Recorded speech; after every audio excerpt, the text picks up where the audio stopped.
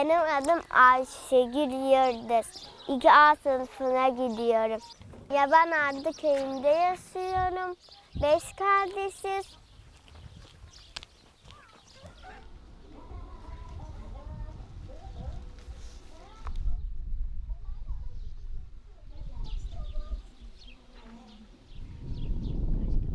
Adım Dilek, soyadım Yıldız. 12 yaşındayım.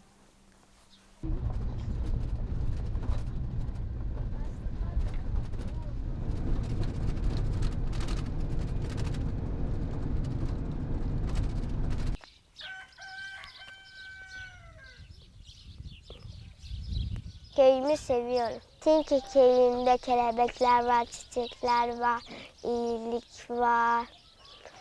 Güzel ağaçlar, güller var, bir sürü şey var.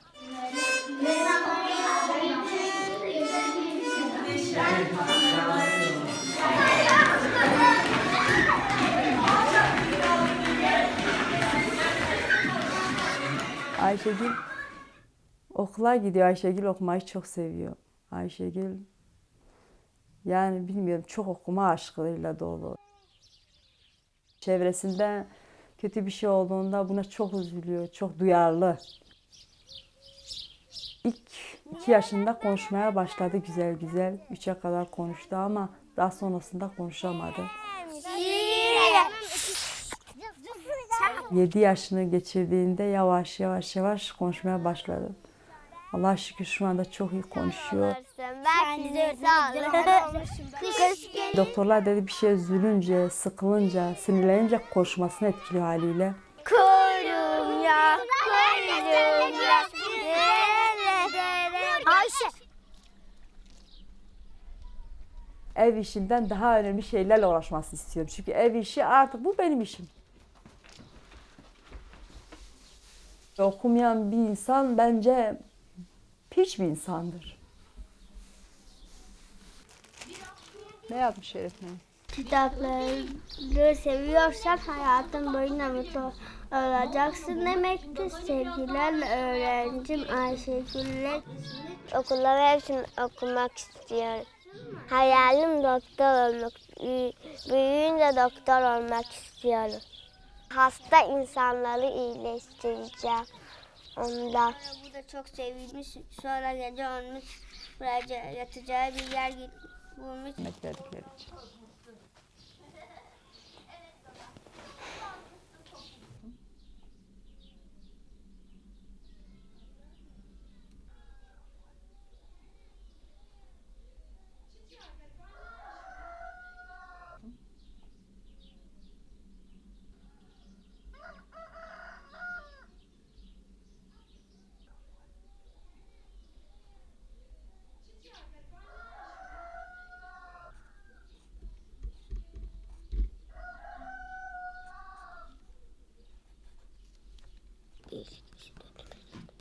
Dokuz anlamıyorum ki. Bir buruk, bir dört. Ayşegül'le aramız iyi yani kardeşim sonuçta. Arada tabii çok sinirlendiğimde bazen dövüyorum. Aslında ben de biraz baba çekmişim çünkü en ufak şeyde bile çok sinirleniyorum ben de. Ayşe. Öğretmen dedi hani ben sana haftaya bir kitap hediye edeceğim. Karne günü. Karne gününde ne zaman? Cuma günü değil mi? Bugün değil mi? Hayır diğer cuma. Cumartesi. Diğer cuma günü.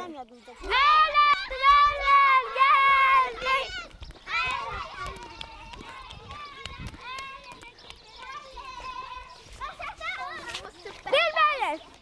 Bir benim. Hayır, sıranı ben aldım. İki benim. Evet, günaydın çocuklar. Sırayla. Birinci sınıflar, sonra sırayla.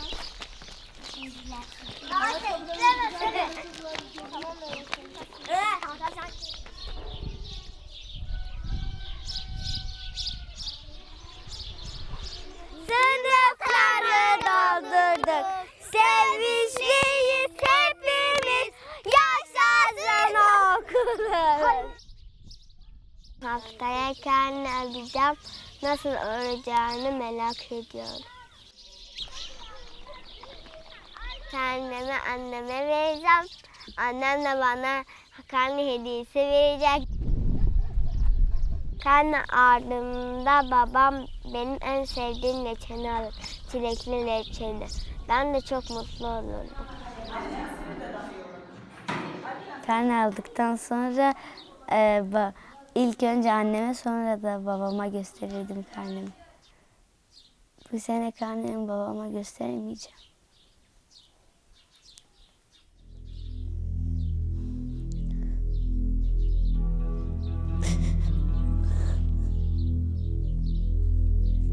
Babam buradaydı. Sonra da gitti İstanbul'a iş yapmak için. İşe gitti çünkü para kazanmak için işe gitti. Ondan. Çok özlüyorum. Onu çok ölmek istiyorum. Öpmek istiyorum onu. Onu uyandırmak istiyorum işte.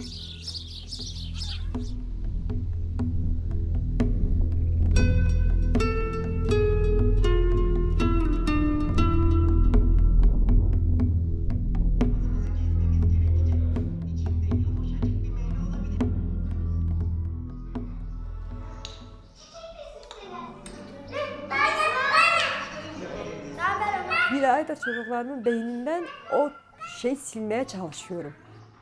Ve babamızı mesela askerlere götürdü. Ben diyorum yok o çalışmaya gitmiş onlar bıraktılar. Ayşegül de galiba biliyor mu bilmiyor mu ben de tam olarak bilmiyorum. Belki biliyor da söylemiyor ama bence biliyor. Efendim baba. Sen ne yapıyorsun anne? Bir şey yapmıyorum. Durumun iyidir anneciğim. İyidir seninki. Benim de iyidir annem benim. Kurban olayım sana. Baba ben seni çok özledim gel. Bayram olunca anneyle beraber gel yanıma. Tamam geleceğim zaten. Baba Zibira. Evet Zibe canım benim, peruk ya benim. Baba seni çok özledim ki. Ben seni çok özledim ki. Bir şey olmaz, baban gelecek kızım benim. Ne zaman geleceksin ki? Ben geleceğim, birkaç ay sonra geleceğim. Tamam. Anneye ver kızım. Tamam kalbim seninle birlikte. Tamam anne, hayranıyım ya. Tamam anneme veriyorum. Bana dua et tamam kızım. Tamam sana zaten dua ediyorum.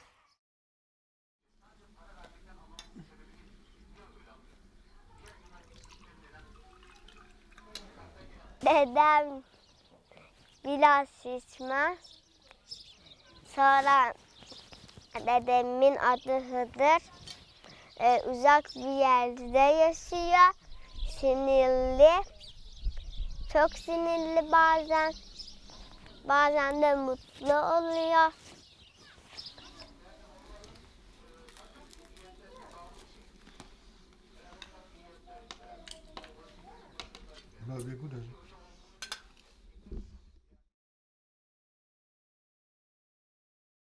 Sandıkta oylarımızı kullanacağız. Hayırlarımızı çoğaltacağız. Tek vatan için evet mi? Yarın gelin hep birlikte öyle bir reform yapalım ki yarın akşam Batı çıldırsın, kudursun. Pazar akşamı bu millet Allah'ın izniyle evetiyle gereğini yapacaktır.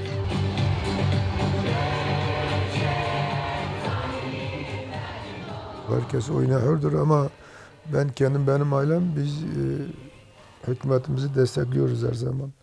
Yani bu hükümetin kesinlikle düşmesini istemiyoruz çünkü bu ülkemiz için faydalı bir hükümettir. Tayyip Erdoğan iktidara geleli beri ben oy vermişim kendisine. Ailem de veriyor. Benim taraftarlarım da hep veriyorlar. Biz şu an çare AK Parti'dedir. Başka çare yok Türkiye'de.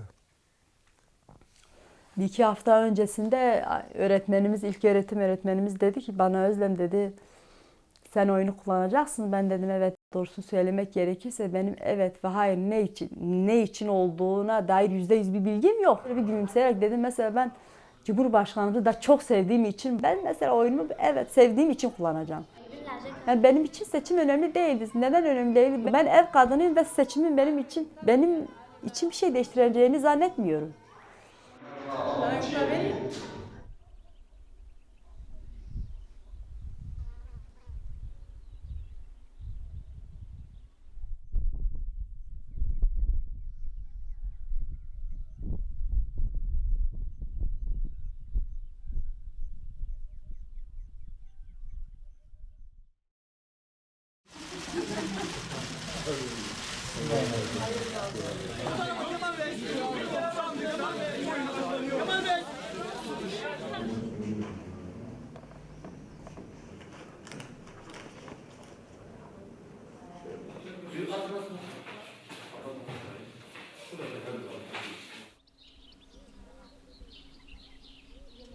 O sabah saat 6'da erken uyanmıştım. Dilek o gün ben ağırdan gelene kadar çocukları Ali Ömer'le Mehmet Sinan'ı güzelce bir kıyafetlerini giydirmişti. Hani düğüne gider gibi giydirmişti. Geldim bir de kahvaltı hazırlamış o gün. Çok şaşırdım.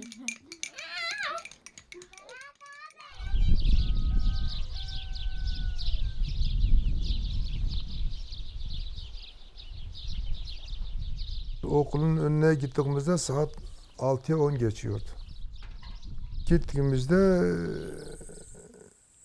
okulun etrafında 8-10 tane kişi durmuş, silahlı olarak bekliyor.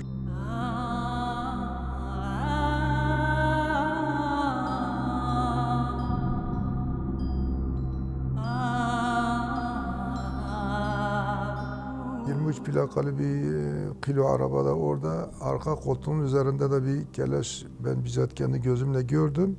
20 dakika sonra asker geldi. Dedim bak bunlar hepsi silahlı.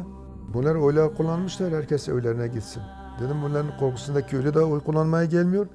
Biz de dedim tehdit altındayız. Dedim bu şekilde yaşayamayız. Bana dedi biz bir şey yapamayız.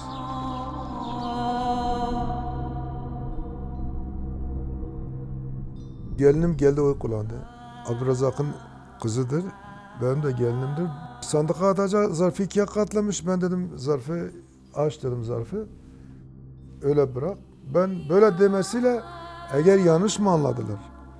Ben zarfı aç dedim. Eğer bunu aç ben oynam bakayım mı? Öyle mi anladılar? Ben onu bilmiyorum. Bir de 5 kişi üstüme atladı. O gelinim de böyle bağırdı.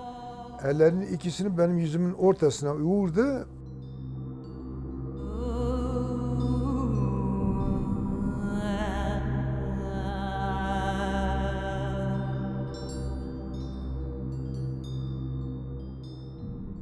O ara tabii o bağırmakları, o haykırları şey oldu. Dışarıda da millet geldi.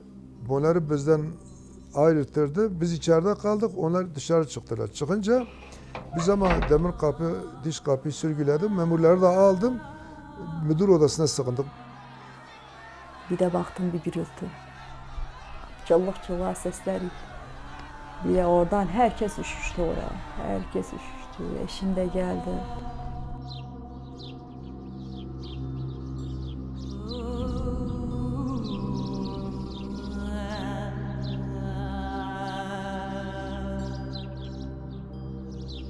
Onu da sağladılar, onu dövdüler. Onu hep bıçakladılar. Ben de orada attım kendimi üzerine. Yani ellerinden almak istedim ha, dövmesinler diye. Dövdüler öyle bilmiyorum. Ben onu o milletin elinden kurtarmaya başladığımda bir de baktım silah sesleri. Orada Mehmet'e böyle 1,5 metre, 2 metre mesafede Şemus'la Abdurrazak düşüyor yine. Artık Mehmet onlardan mı silah alıyor? Birisinin belinde mi yere düşüyor? Mehmet'ten mi varmış? Neyin nesidir ben kesin emin değilim. Aşağı geldiğimde zaten Abdurrazak ölendi. Ben onu yerde gördüğümde zaten şok olmuştum. Herkes ağlamaya başladı. Ben çok üzülüyordum. Çünkü hepsi yakınlarımızdı.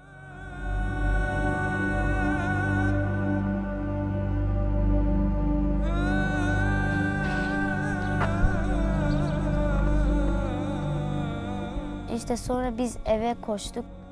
Zaten biz korkudan perdeleri falan da çekmiştik. Sonra işte camlarımıza taş atmaya başladılar. Bizim ağrımız var aşağıda. Gitmişlerdi orayı yakmışlardı.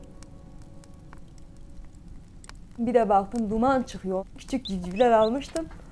O civcivlerin boyunlarını kesmişlerdi. Yani acımasızlıktı.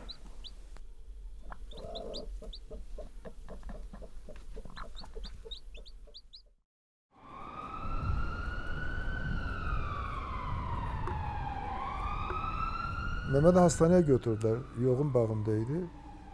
Sonra cezaevine gönderdiler.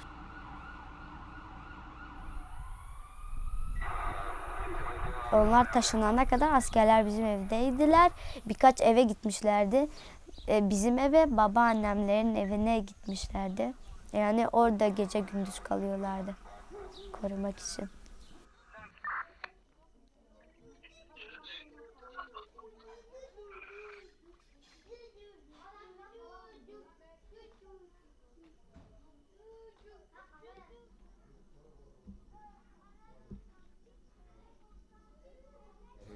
Kesinlikle niye yanacağım. Millet araya girdi. Mallarını, arazisini, evlerini satın aldık. Allah'a ki boğumuna. Abdülrezzak'ın çocukları beraber gitti. Ona çektiler gittiler. Biz burada kaldık.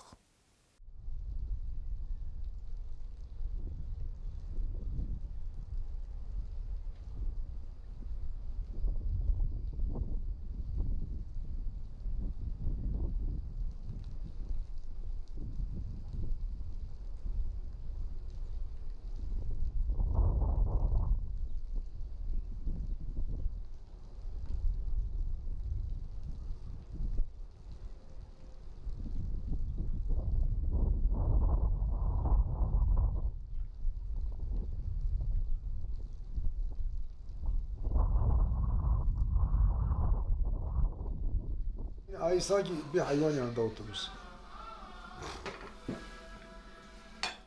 Yatamıyorum. Ya endişem var yani. Ben korkuyorum. Silahtan nefret ediyorum. Kesinlikle nefret ediyorum.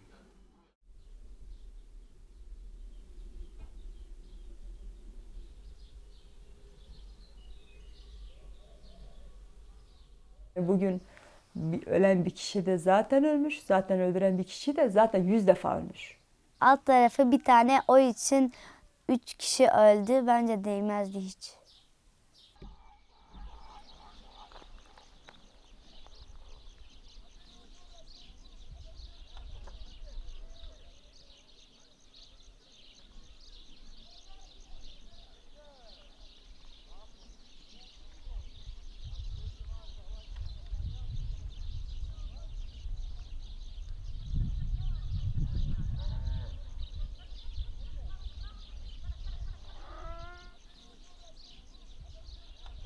Toplumun en az %50'si buna hayır diyor.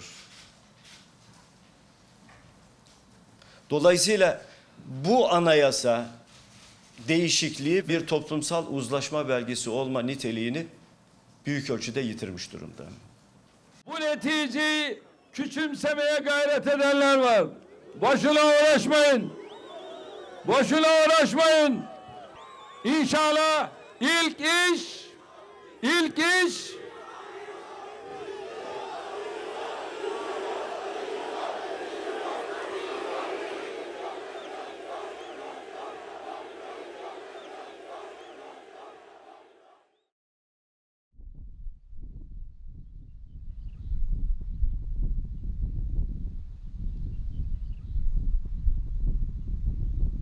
Yani evet ve hayır yani sorun yani bilmiyorum.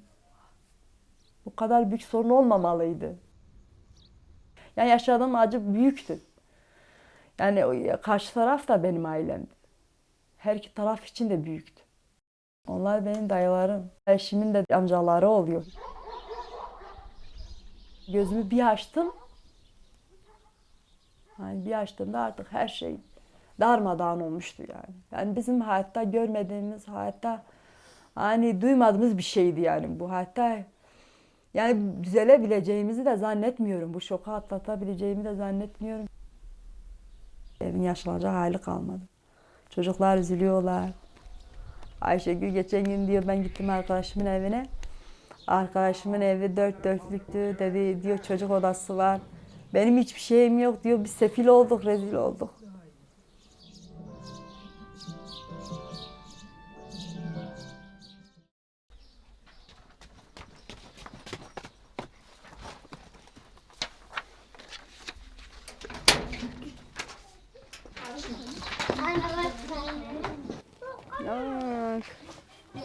Kızımın karnesi güzel olmuş. Bir bakalım.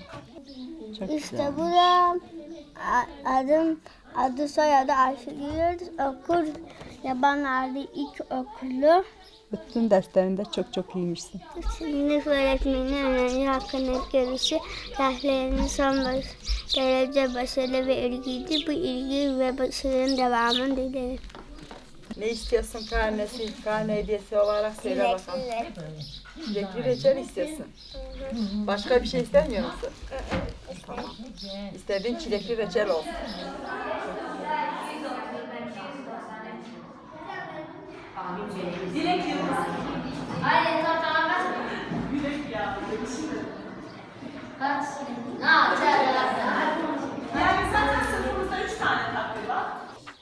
Bitti. Badana bakar. Kızıma tebrik ediyorum. İnşallah hep böyle başarılı olursun. Takdir belgesi.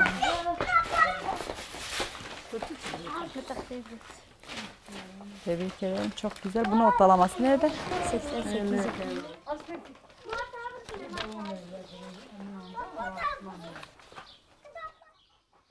Bence artık barış olmaz yani.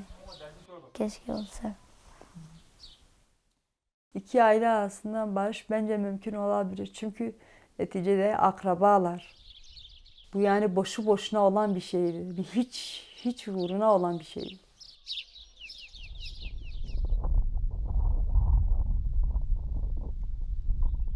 Barış sağlandı diyemeyiz yani. Ama biraz böyle ortalık yumuşandı yani.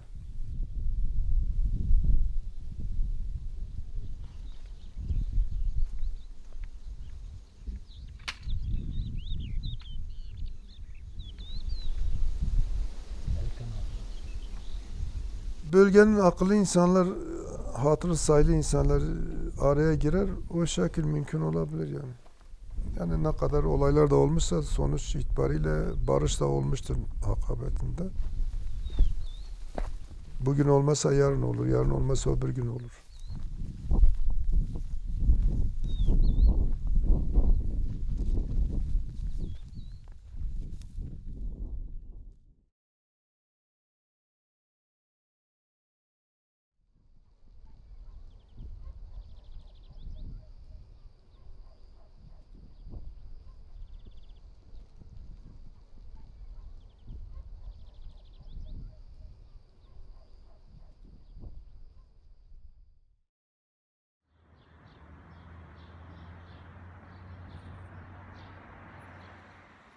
Şu anda Diyarbakır'da, cezaevinde.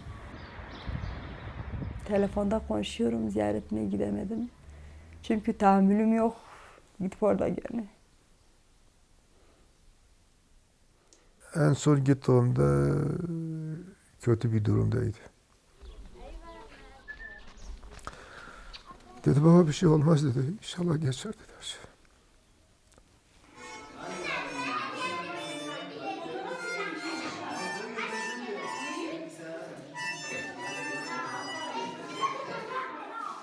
Yani götürmek istemiyorum şu anda.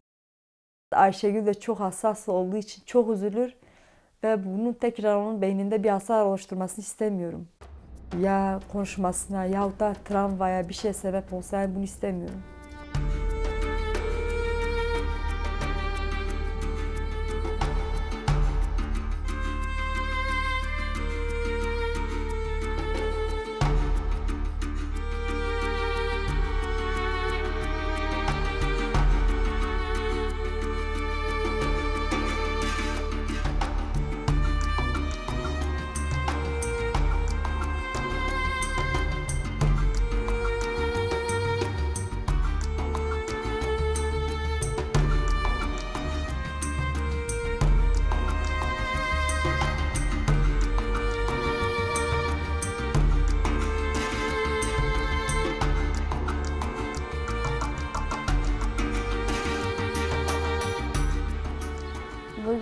Diyarbakır'a gittik babamın yanına. Baba annemle beraber geldik. İlk girdiğimizde ben öyle bir ev sanmıştım. Çünkü böyle bir sürü ağaç vardı, bahçe vardı, eve benziyordu. Ama zaten oraya baktığımızda kocaman bir tane tank vardı kapının önünde. Babamı görünce çok sevindim, gittim öptüm onu. 2 kere öptüm. Karne içeriye girmiyor. Ama karnemin çok iyi olduğunu, ablam takdir getirdiğini, kardeşlerim okul geçtiğini söyledi. Yaraları falan iyileşmişti. Durumu iyiydi, morali de iyiydi. Saati dolduktan sonra böyle gardiyanlar kapılara demir para herhalde vuruyorlardı. Dedi annenize söyleyin beni merak etmesin. Benim durumum şu anda iyi. Bir gün dönerim dedi.